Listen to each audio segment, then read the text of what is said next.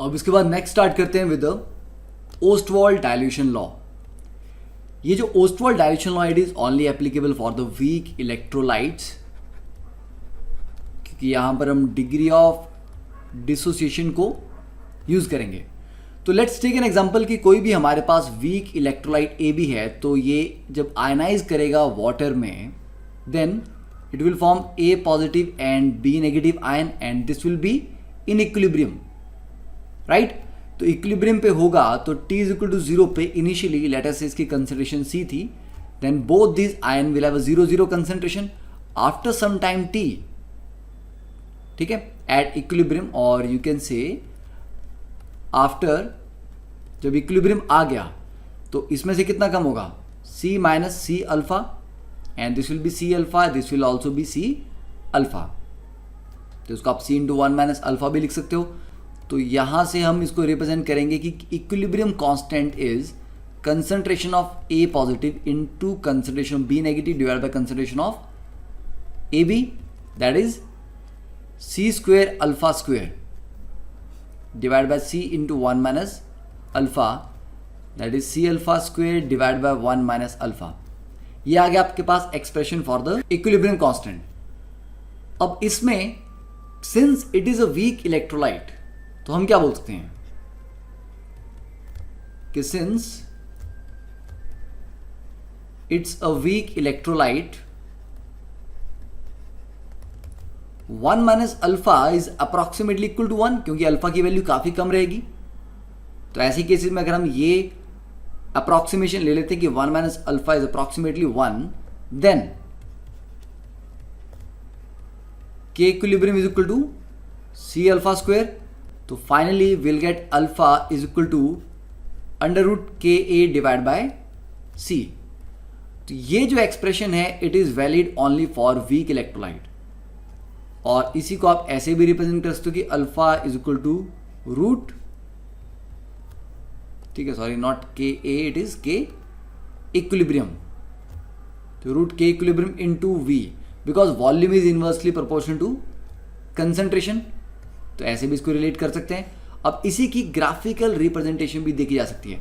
तो यहां से एक चीज तो क्लियर होगी कि alpha inversely proportional to concentration, जितनी कंसंट्रेशन बढ़ेगी अल्फा की वैल्यू कम होगी, और ये हमने अभी प्रीवियसली पढ़ा भी था। तो यहां पे इसको ग्राफ में प्लॉट करना हो तो you can draw it like this, will have a curve, कुछ इस तरह से कर्व हमारे पास आता है। थोड़ा और एफिशिएंटली इसको ड्रॉ करें, it will be something like this, ठीक है। अब यहां पे अल्फा को हम कंसंट्रेशन के साथ प्लॉट कर रहे हैं। जैसे जैसे कंसंट्रेशन बढ़ती जाएगी अल्फा की वैल्यू कम होगी, और अल्फा की जो मैक्सिमम वैल्यू है दैट इज 1। तो here we can see that as concentration increases alpha decreases, और infinite dilution पे, because this is the point of almost zero concentration, or you can say this is the point of infinite dilution. So we can write at infinite dilution alpha reaches its maximum value, that is unity, that is unity, ठीक है। तो ये था Ostwald dilution law, alpha is equal to root K equilibrium divide by C। Simple सा है, ज़्यादा complicated नहीं है।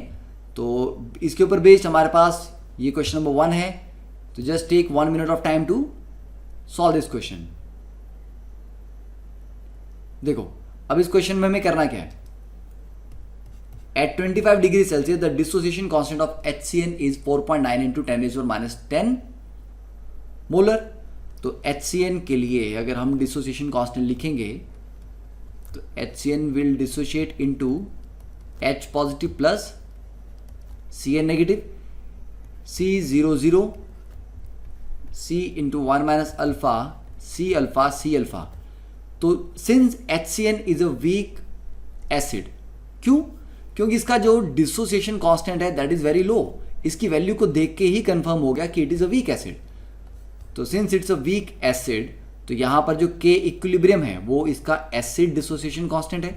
तो एसिड के लिए तो वो K A that is equal to C alpha square divide by 1 minus alpha, और अप्रॉक्सीमेशन में इसको लिखते हैं हम रफली सी अल्फा स्क्वायर, राइट। तो फर्स्ट सिनेरियो में अल्फा कितना आ जाएगा, root K A divide by C, concentration 0.1 दे रखी है, तो रूट के ए की वैल्यू आ जाएगी हमारा 4.9 इंटू 10⁻⁻10 डिवाइड बाय 0.1। तो after solving you will get 7 into 10⁻⁵।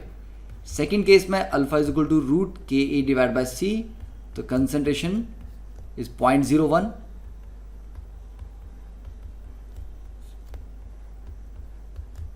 तो this will be around 2.2 into 10⁻⁻4।